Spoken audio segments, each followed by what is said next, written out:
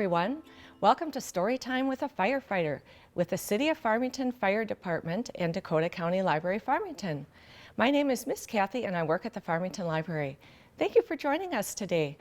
I'm going to read you a couple books, we're going to sing a couple songs, then we're going to visit the fire station where firefighters will show us the clothes and gear they wear to a fire and give us a tour of a real fire engine.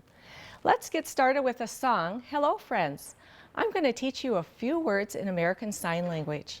The first word is hello. You take your hand, put it to your forehead, and push off like you're doing a salute. Hello. Can you do that with me? Hello. The second word is friends. Here is one friend. Here's a second friend. They give each other a hug. It's time. You point to your wrist where a watch could be. To say, you point to your mouth.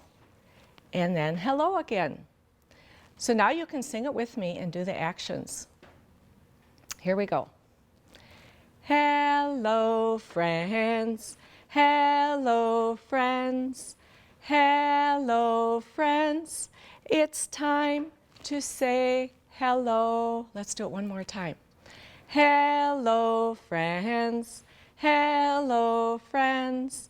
Hello, friends. It's time to say hello. Great job. That was excellent. The words fire truck, firefighter, and fire station start with this letter. Can you tell me what letter this is? Yes, the letter F. Let's draw a big capital F in the air with our pointer finger. Get your pointer finger ready. We draw a big line down, lift, go back to the top, draw a line to the right, lift, go to the middle, draw a line to the right. Good job. Let's do it one more time. A line down, lift, go back to the top, a line to the right, lift, go to the middle, and another line to the right. Good work, friends. Now we are going to read our first book. The Little Fire Truck, written by Marjorie Kyler, illustrated by Bob Kohler. Published by Henry Holt & Company, which is a registered trademark of Macmillan Publishing Group. Thank you to Henry Holt & Company for permission to read you this book today. I'm a little fire truck. My driver's name is Jill. We zip all over town. My siren's loud and shrill. I'm a little fire truck. There's lots of work to do. We put out smoky fires and rescue animals too. Do you see the cat they're rescuing out of the tree? I'm a little fire truck. I'm engine 45. Big lights flash, time to dash. A fire's on Lake Drive. Ooh, do you see the fire starting in this building? I'm a little fire truck. The crew slides down the pole. Firefighters hurry. Each one has a special role. I'm a little fire truck. They jump into their boots, grab their mask and helmets, headlamps, tanks, and suits. I'm a little fire truck. My horn starts to blast. Blam, blam, blam, blam. We leave the station fast. I'm a little fire truck. Jill's pumping water out. Splish, splosh, splish, splosh, splish, splosh. It's flowing through my spout.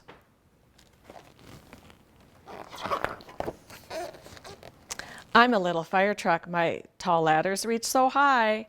Firefighters climbing as smoke fills up the sky. I'm a little fire truck. The crew breaks down the doors. Holding pikes and axes, they crawl along the floors. I'm a little fire truck. The chief and captain shout, no one's home, no one's hurt. The fire's finally out. Yay, they got the fire out. I'm a little fire truck. Jill drives our fighters back. They check and clean their gear, hang hoses on the rack. Do you think they also put some gas in the fire tank? Yes, they do. I'm a little fire truck. We work hard day and night. Speeding to the rescue. I love my job. Hooray! Can you say this word with me? Hooray! The end. Here are some pages of things you might see if you went to a real fire. Did you hear some rhyming words in that story too? Yes, there were a lot. Now we're going to do an action song. You can either do this sitting down or standing up. It's Hurry, Hurry, Drive the Fire Truck. So we're going to pretend we're driving a fire truck and we're going to be ringing the bell. We're going to pretend we're climbing up a ladder, spraying the water, and saving the people. Okay, sing along and do the actions with me. Hurry, hurry, drive the fire truck. Hurry, hurry, drive the fire truck. Hurry, hurry, drive the fire truck. Ding, ding, ding, ding, ding. Hurry, hurry, climb the ladder. Hurry, hurry, climb the ladder. Hurry, hurry, climb the ladder. Climb, climb, climb, climb, climb. Hurry, hurry, spray the water. Hurry, hurry, spray the water. Hurry, hurry, spray the water. Splash, splash, splash, splash, splash. Hurry, hurry, save the people. Hurry, hurry, save the people. Hurry, hurry, save the people. Save, save, save, save, save. Yay, you did a great job. Now we're going to read our second book, My Friendly Neighborhood Firefighter. This was written by Samantha Bell, illustrated by Jeff Bain, published by Cherry Lake Publishing. Thank you to Cherry Lake Publishing for permission to read you this book today.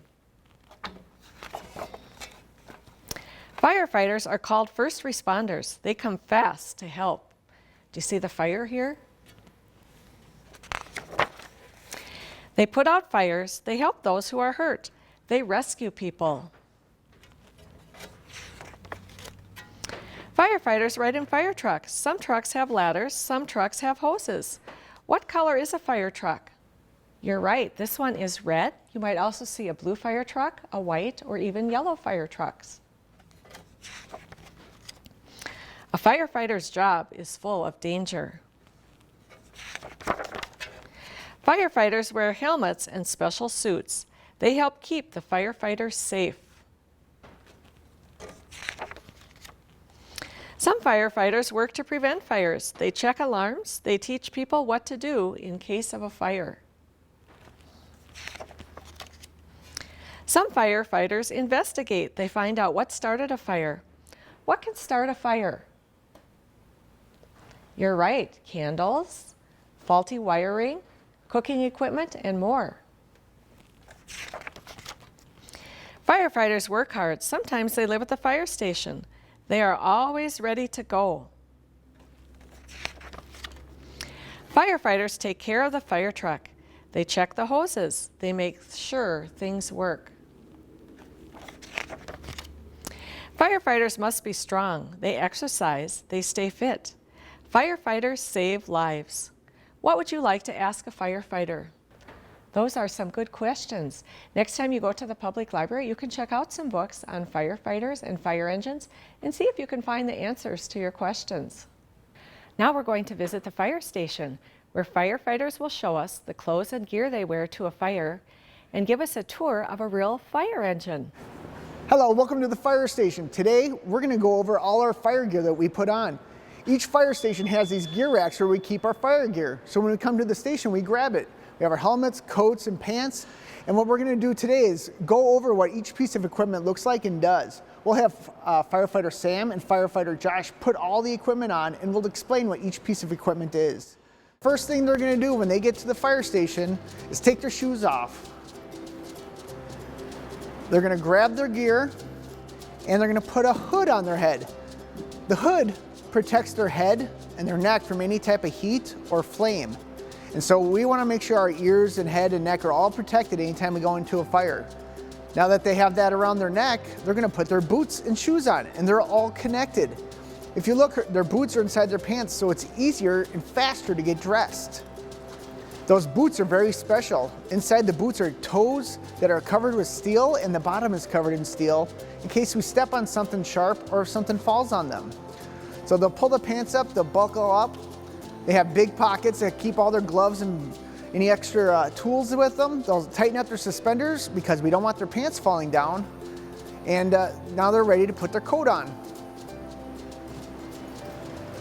Now each firefighter has their own coat that's sized to them. So each firefighter can have the right fit for their coat. The pants in the coat have special layers to help keep them safe from fire. One protects them from getting overheated from the high heat of the fire, and the other one helps protect them from the flames. And it's very, very heavy, and it's very warm. So they'll zip up themselves up. And they also have large pockets to keep tools in. Now the next thing, now that they got all dressed up with that, they got to put their air tank on. The air tank it's just full of air. If you take a big deep breath in right now, that's the same air that's inside those tanks. So they'll turn on their air tanks. You hear the clicking and the noise, that means the tests work, the air's working, the sound's working. They check to make sure the air is the same that's in the tank, and then they'll put their air tank on. And that air tank is very heavy. All this gear starts weighing down on you. So they'll pull it up real tight. They'll clip it in just like a seatbelt.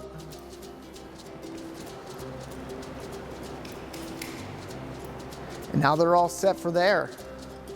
Now the next thing they're gonna put on is their mask. That's how they breathe the air out of the tank. They gotta use a mask on. Sometimes that mask can look scary, but it's not. It's just to help the firefighters see in all the smoke and keep their eyes open and make sure their eyes and face are protected from the heat. Each firefighter gets their own mask, and they make sure it's all tight and that no air leaks. The next thing they do is they put that hood up over their head. Now they look all protected. They protect their whole head from any of that heat and fire. And now they're starting to look a little goofy. That noise, if they stop moving, will make an alarm so they know if they fall down. We know if they're falling down, it'll go really loud. Now the next thing they're gonna do is put their helmet on. Each firefighter's got their own helmet with their name on it, and it's gonna protect their head, and that it sticks out in the back to help protect their neck. And in the front, there's a little face shield as well.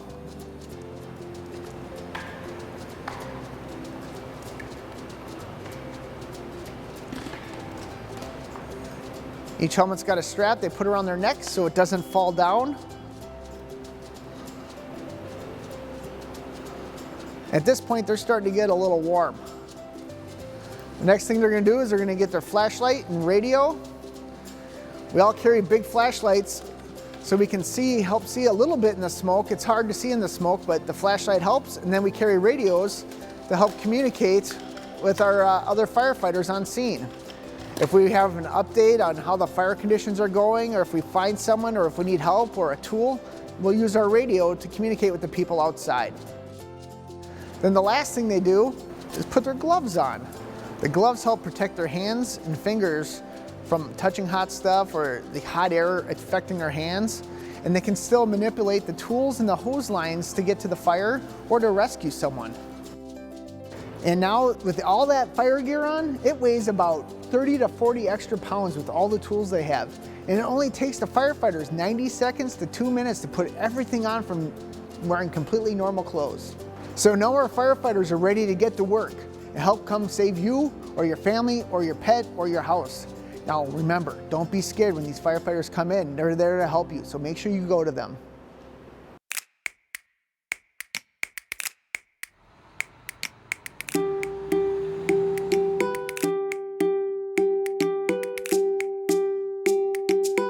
Hey kids, my name's Steven Enders and I'm with the Farmington Fire Department. Today we're going to go over the equipment we carry on Farmington Engine 22. Today we're going to start at the back of the truck, beginning in the rear driver's side compartment of Engine 22. So as I open up this compartment, one of the first things we're going to notice is our saws here. The first one here is our chainsaw.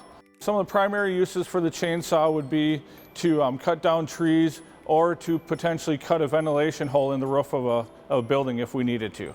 And then we have our K12 saw here, which is used primarily to cut metal. So if we had to get into a steel door, or maybe even cut an access point into a garage door or the hood off a car, something like that.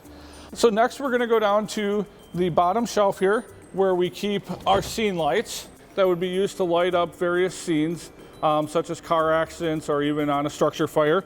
It is an extremely bright light that can really illuminate a wide area. So next we have a gas generator scene light. So once we turn this on, run it with gas, we can flip this light up and illuminate our scene as well. So next up, we're going to move to our middle compartment here that houses several different tools and hoses.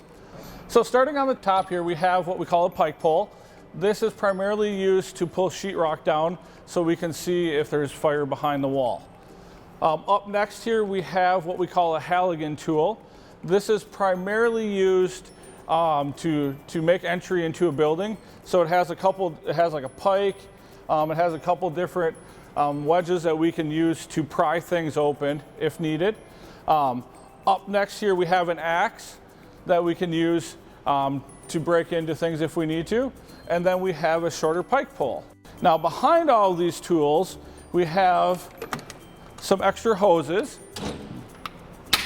So up here we carry some extra hose if we're into an apartment or a larger building or even a house that's way off the road and we can't get there with our engine. Below the hose we have what we call our RIT bag, or Rapid Intervention Team Bag. What this is used for is in a firefighter emergency. So if while we're fighting a structure fire, we have a firefighter end up in emergency, we have all the tools in here we should need to rescue them, from an oxygen bottle to a spare mask to flashlights to even life safety ropes. Our next compartment here is our engineer compartment. We do have an extra tank for the driver of the engine, and then we do also have the decontamination pack, which is really cool. What this pack does is we spray it on ourselves as we come out of a structure fire, and it keeps the toxic fumes from coming off our gear and making us sick. But what I'd really want to show you is our pump panel. It looks really complicated, but what it is once the driver puts the truck into pump gear, he or she will come back here, and this is where we operate all of the water going out of the truck. So the last part of this area of the truck is what we call our crosslays. These are our primary attack lines that are already pre-connected to the truck. So when we pull up on scene, if the fire was on this side of the truck, we have a nozzle right here on this side. So this is what we would pull off to attack the fire. On the bottom here, the nozzle is on the other side of the truck. So this would likely be pulled off first if the fire is on the other side of the truck. So before I take you to the cab, I want to take you around to the other side of the truck and show you something really cool, the jaws of life. As we head over to the jaws of life, we'll take a quick look at the back of the engine here. So here we have a ladder to get up towards the top. We do have a couple different larger attack lines. This one's connected to what we call our blitz fire. And what it is it's a device that has a nozzle attached to the end of it that allows us to, once it's set up, flow water without having to hold on to the hose line. So on the passenger side of the engine, we have extra storage for bottles, shovels, those kinds of things. And then in here we have our medical supplies. But the thing I really want to show you on this side of the truck is our jaws of life. So here we have our auto extrication tools. The first thing we have up here is our cutter, or commonly known as the jaws of life. So this would be used to cut the tops off of cars or even cut off the doors. This is something you may have seen if you were at our open house as we did when we did our demonstration out in the parking lot. The tool behind it here is what we call a spreader. This is used to get into a tight space, and then what it does is it actually spreads open and pushes open the metal so that we can potentially get the cutter into that space. The last thing we have is our ram. What we use that for is to push things really wide open. One of the common things the ram is used for is to push the dashboard off of the driver or passenger of the front seat. Next, I want to take you to the cab of Farmington Engine 22. We'll start with the back seat. So while the back seat of Farmington Engine 22 is able to hold 4 people, we typically only run 2. In the back seat, we have our flashlights, our radios, and then a couple of the really cool things we have back here is our cold water rescue suits, and then our SCBA packs, or our oxygen tanks that we wear into the fire. The neat things about these are they're built into the seat, and we can put them on while we're going down the road with our seatbelts on. So here we have the driver's seat of Farmington Engine 22. From here, the engineer will drive the apparatus, turn on the emergency lights up here, and probably one of the coolest things for a lot of you is the air horn, which is right here. So as you can see, we have to carry a lot of equipment because we have to be prepared for absolutely everything. I hope you've enjoyed this tour of Farmington Engine 22, and I hope to see you at our station sometime soon. Thank you to the Farmington Fire Department for showing us all your gear and the great tour of the fire engine. If you're interested in checking out these books, visit your local Dakota County Library, where you'll find these and many other books on firefighters. See you at the library.